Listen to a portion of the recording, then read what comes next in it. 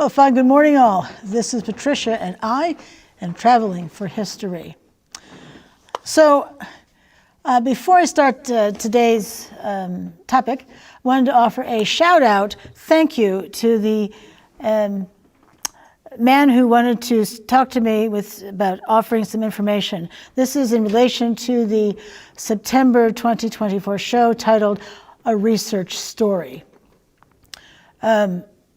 He didn't know how to contact me, and so he reached out to the producers of this show. They forwarded me the email, and we were able to converse that way. So a few things about that. First of all, I want to thank him. Well, thank you for watching the TV show in the first place. That's fantastic. All these TV shows go on my YouTube channel, but this was, I think, the day after the TV show, so it never would have been posted that soon on my channel. Also for going through so many hoops to contact me, and for sharing that information. And also a shout out to the producers who were intermediaries for that. But if you want to get in touch with me, I have an email address. That address is the same as my YouTube channel, travelingforhistory@gmail.com. So, you can just email me, and I do receive notifications. So I'm happy to get back to you and we can converse. Reasons to email me there would be to offer information, such as that man did, would be to offer suggestions on future shows. Perhaps you'd like to be a guest. Let's talk about that as well. So anyway, travelingforhistory@gmail.com. Remember, 1 L in traveling, and the word 4 is written out because I'm not nearly hip enough to have the number 4 at all. So travelingforhistory@gmail.com. All right.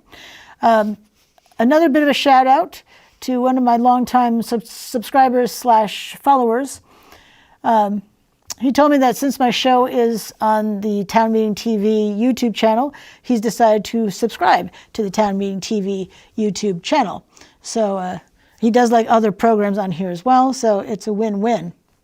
And on a side note, if you're wondering for whom to vote, you should come to their website, because they do have politicians come on. They invite politicians, and some do decline.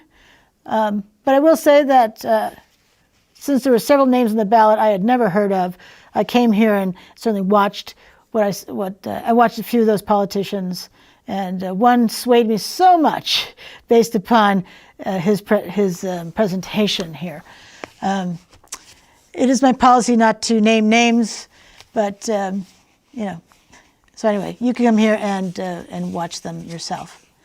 All right, so let's move into the meat and potatoes of today's topic, because this is the Friday before Halloween. If you've been watching either the channel or even my YouTube channel, then you know that Halloween is my absolute favorite, hands down, holiday of the year. It's next Thursday, by the way.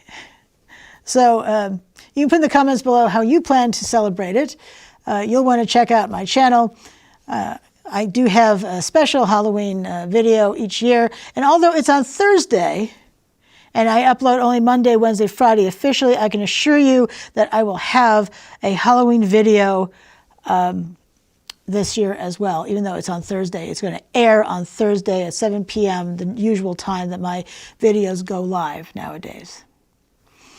Alrighty. Now, in honor of Halloween, I thought I would share with you creepy experiences I have had thus far in 2024. And understand, I am not looking to experience creepy things. But when I have these experiences, I do keep track of them because, well, dare I say, Halloween. So I'm going to start with an update to a creepy experience from, oh gosh, was that 2022? It may have been 2022. Now this is the guy who came into the comments under one of my school videos. I never disclosed the school, and I'm not going to again today. He's the one who started out initially talking about his experiences there and some nifty information about the place. And then it ultimately segued into, let's just get in the car and start traveling for history together and blah, blah, blah. Oh my gosh. Don't do that, please. I had deleted a variety of what felt like unsavory comments. And when I went back, so the show I talked about him in was back from January of this year, 2024, when I was talking about comments and mitigation techniques. It's a really terrible title for a show. If you look for it on my channel, I changed it to How to Stop Social Media BS, because that's what it really is. So when I went back in January to this past January to find some comments, he had scrubbed a lot of that stuff. Now, if you were to look at his profile, it does say he's married. Oh, I hope his partner saw the video anyway. But this year, I had created a video on the green smoothie I make each day for breakfast. I was talking about why I make this and health concerns and conditions and all that kind of stuff. So you can watch that video if you so choose. And who popped into the comments? In fact, he even wrote, "I'm back." Oh, happy day. Now, he talked a little bit about his own health conditions and all that kind of stuff. And I was wondering if he were going to watch any of my other videos, particularly the one where I talked about his boorish behavior in the comments under that school. By the next day, and it may have been the same day, but definitely by the next day, I had gone in to hide his comments, and there were no comments. None. Not there and not under the school. Everything has been whoosh, removed.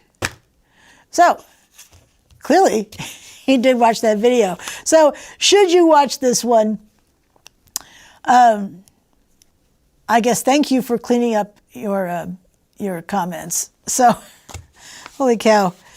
But there's that. Alrighty. Let's move into another creepy story. I was down filming in, I don't know which county that is. It's down south of here anyway.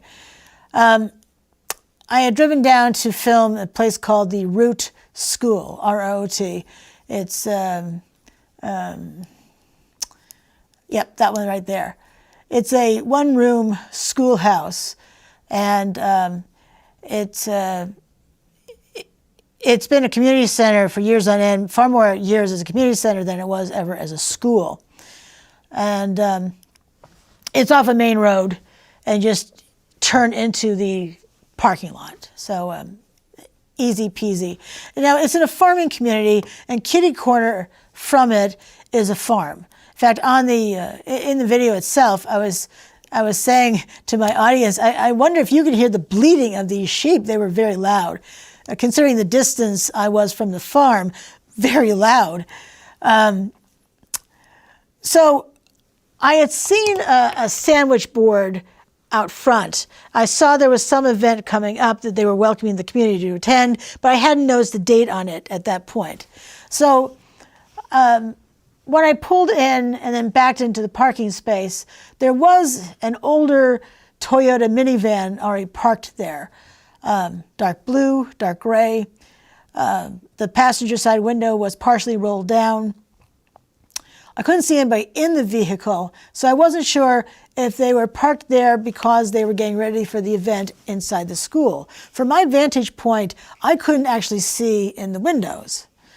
So I wasn't sure. So I waited a little bit, and you know, as I was sitting there in my car, I was feeling a little creeped out with that minivan. Why? I don't know. I got out of the car and I was really hit by all this creepiness emanating from it. Now, again, as far as I could tell, there was no one nearby anyway, and no one I could hear in the car. Not that I really went over to it to inspect it, but still. So I decided to go ahead and film anyway. I started with the historic marker down at the road. I saw that the event was either the next day or the next week. So not to say that someone couldn't have been working in there regardless, but so I filmed the building, which means I did a walk around of it. I talked a little bit about the porta potty off to the left there because, believe it or not, I film those things too. And I was able to film inside. You can see why I couldn't see from my vantage point. The windows, that's the way it looked to me as well when I was standing there to film. It was just sort of blacked out. They weren't actually blacked out. It was just the way it looked right there. And of course, the windows and the door were just too small to see into from that distance. So I filmed around the building, and mind you, I tend to lock my car anyway, but you bet your sweet Bippy I locked my car that day. So the way it works, after I film, I go back to my car, I sit in it to see if you can hear my voice on the video, which I could. And then I type in the title and let it do its thing to the next target, because it can take a really long time for the title to take, for that to finish doing its thing. The longer the video, of course, the longer that takes. I didn't bother with that, admittedly. I left as soon as I could. It was just so, I don't even know why. And I was trying to figure out why they would be parked there otherwise. Because except for the farm that was kitty corner across the road, there really wasn't really much of a reason. I mean, you could be sleeping, but it was such an odd place for that kind of thing. Now, understand, I park near cars all the time, just like you do. Grocery store, pharmacy, mall, pretty much anywhere I go, I mean, parking near other cars, and I've never felt that way before. So, you know, when they say trust your gut, really, trust your gut. All right. Next up, we have the Kingsbury Covered Bridge in Randolph. There are 3 covered bridges in Randolph, and first one I'm going to talk about actually says South Randolph at the top. See, right there. Now, I'd already started to film. In fact, I had turned my camera, I turned around so you could see what was across the street from me, which was, I think, was a line of trees. But to the right of the covered bridge was a farm. So from my vantage point, I could see the silo and the farmhouse. But if I had been shouting, I'm loud, no doubt about it. But I don't think people could have heard me shouting from that distance. But who knows? It is off the main drag. And that covered bridge is, I mean, it's a mere few feet. You can see the covered bridge from the road. So as I was filming, and I was on the, across that, see where my car is on the left there, I was across by that sign on the other side. And then this car with 3 men came through. Now, I don't remember what kind of car it was, but I can tell you it was distinctive. Certainly could pick it out of a lineup, so to speak. So you may find this an interesting, when I'm filming a covered bridge that has a paved road, I don't necessarily look to see where the car's going because I just don't necessarily pay attention to that. But with one that's more rural, with a dirt road, I do tend to pay attention because it's been my experience that people driving on more of a rural road tend to come back through. I don't know why that is, but that tends to be the case, which is kind of interesting. And this was the same with these guys here. They drove up the road a bit. They pulled into what looked like a driveway. They backed out and thought, oh, okay, they're going to come through again.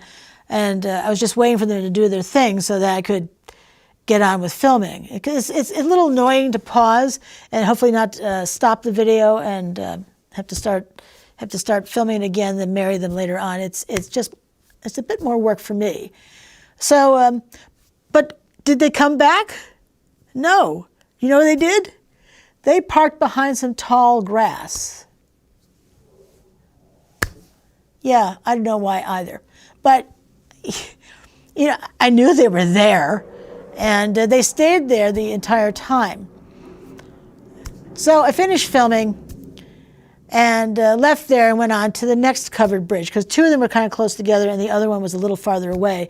And this next one is the Gifford covered bridge. Yeah, the state should throw a few bucks at that. And I was filming these because they're on the National Register of Historic Places.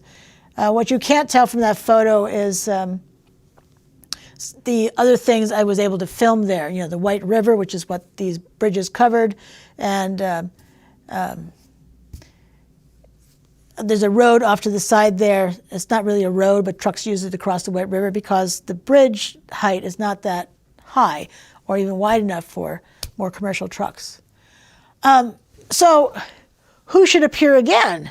That same car with those same three guys. So again, they drove through the covered bridge and up the road. They went a little farther up the road this time and turned.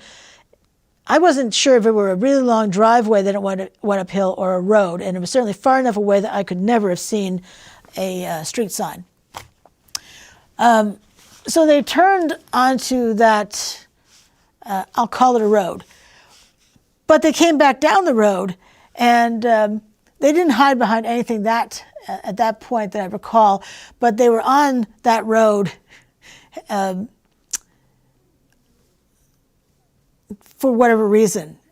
You know, it's been my experience that people will just sometimes ask me, what are you doing?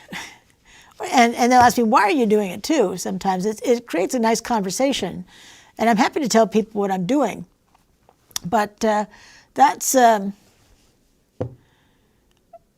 bizarre. That is bizarre. I have not experienced that before. I'm okay with not experiencing that again. And now moving on to covered bridge number 3, also in Randolph. This is the Braley covered bridge. That's in a rural area. I mean, granted, I was in a rural area, but this one, there's the main drag, whatever the state route is, and then I could not see this from the road. The other two I could see from the road, but this one I could not. You can see it's a dirt road, and you see a little bit of my car there on the left. There was one house down that way, kind of close to the covered bridge actually, on the other side of the road. Now, I didn't take any pictures of that because it looks like, it reminded me of a junkyard, but I think it was more along the lines of a hoarder house. There was all sorts of rusting hulks of stuff. The front porch had a washing machine and everything was stacked all over the front porch. Were people living there? Maybe, probably. But I wouldn't know. And my thought was, given the location of the covered bridge, because you had to drive downhill to get to it, which is why it's not visible from the road, with only one house there, and who knows if anybody were living there, I would be really, really out of luck there. I was afraid that that same car was going to be coming down that way. And I was considering my options. I waited a while before filming just in the hopes that no one else showed up. And if someone did show up, I was going to hightail it out of there. Now, I was very lucky that, as far as I know, I never saw them again, which rocked my world. But wow, that was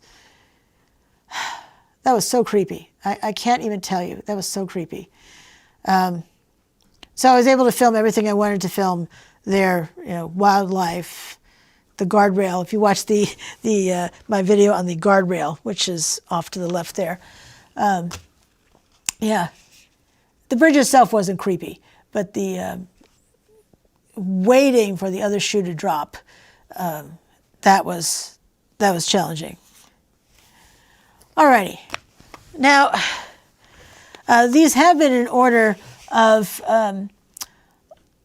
least to worst creepy, and this last one is the creepiest of all.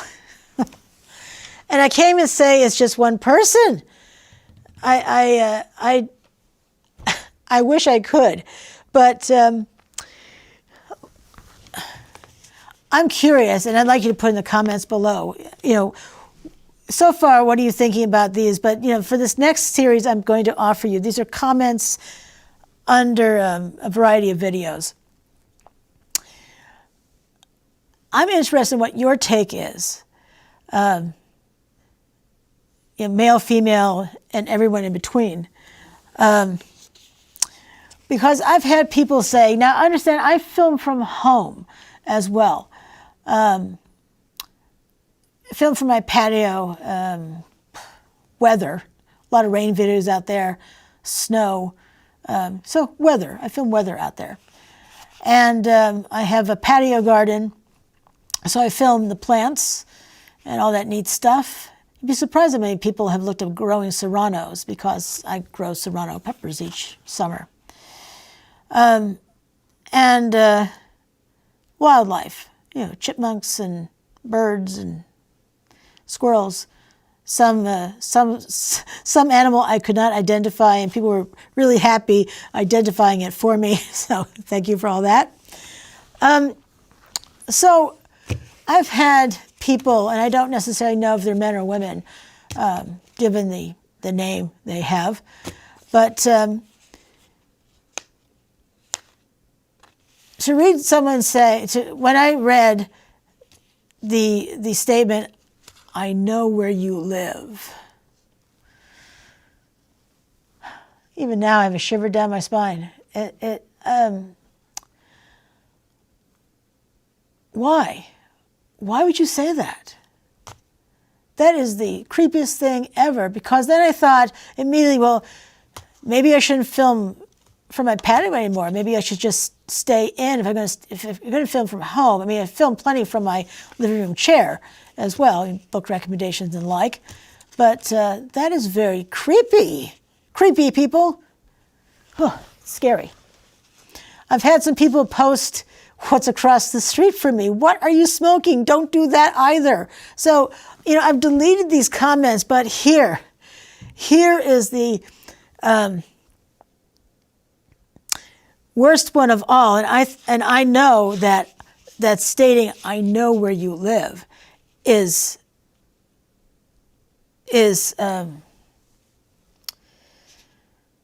well, frankly, it's terrifying. And especially in this day and age, what the heck? But this one, if you're not sitting down, have a seat.